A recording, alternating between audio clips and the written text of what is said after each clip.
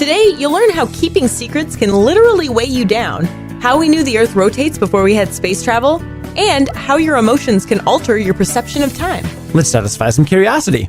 Do you have a secret? Here's a fun fact. According to a 2017 study, the average person has around 13 secrets, and 5 of them will never come out to anyone. The researchers say that it isn't the number of secrets you keep that really matters, though. It's the burden of those secrets and the real effects they have on you. I'm glad I don't have to deal with this. You don't have any secrets? Or do I? Oh. You'll never know. Do you? No, I feel like I need to have more secrets. I feel like that would be good for me, to just stop telling people everything. According to this research, that may not be the case. This study out of Columbia Business School showed that when a subject thought about their secrets, they actually acted as if they were burdened by physical weight. This happened even when the subject wasn't hiding a particular secret at that moment. There's more research to back this up.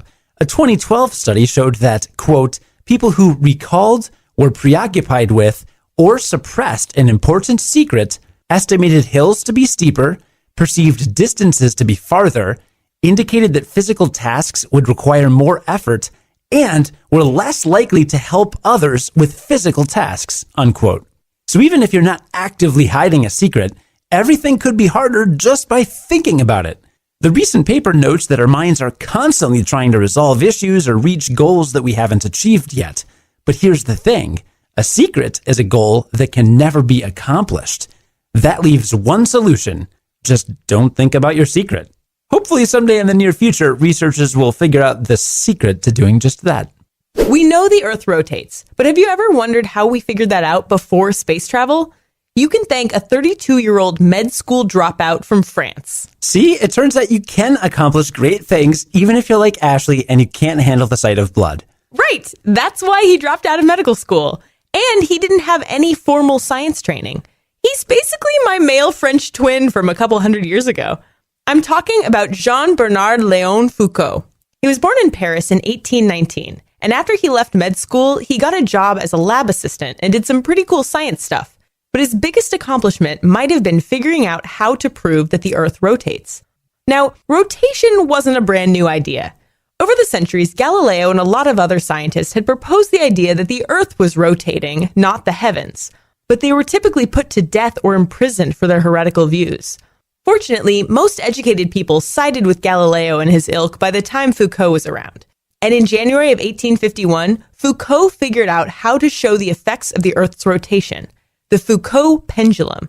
Here's how it works. Imagine you're standing on the North Pole and you have a super tall pendulum that's swinging from side to side, tracing its path in a pile of sand. As the Earth turns beneath the pendulum will keep swinging in its original direction, irrespective of the ground beneath it. That means that over the course of a 24-hour day, the path of the pendulum would look like it's shifting bit by bit until it had drawn a line at every degree of a 360-degree circle. The pendulum is just swinging side to side. It's the Earth that's moving beneath it. That proves that the Earth rotates. Foucault calculated the sine law to figure out how many degrees the pendulum would rotate in a 24-hour period in different places in the world, including Paris, where it would turn 270 degrees in one day. For his first demonstration to the public, he hung a 62-pound brass bob from a 220-foot-long wire and let it swing through a thin layer of sand on the marble floor of the Paris Observatory. Today, you can see full-scale Foucault pendulums at museums and universities all over the world. They're a great reminder of how a little curiosity and confidence can lead to earth-turning discoveries. Speaking of rotation, today's episode is sponsored by Mova Globes, spelled M-O-V-A. They're globes that rotate by themselves. Mova Globes rotate using a technology that's the first of its kind. No batteries, no cords, just rotating globes powered by ambient light. I have a Mova Globe of Mars on my desk at work, and it just fascinates everybody who walks by. It's definitely moving. I love looking in the corner of my eye at your desk and just seeing, oh yes, there's a constantly rotating globe. You certainly don't need a Foucault pendulum to measure its rotation. I don't have to turn it on or off. It just does its thing.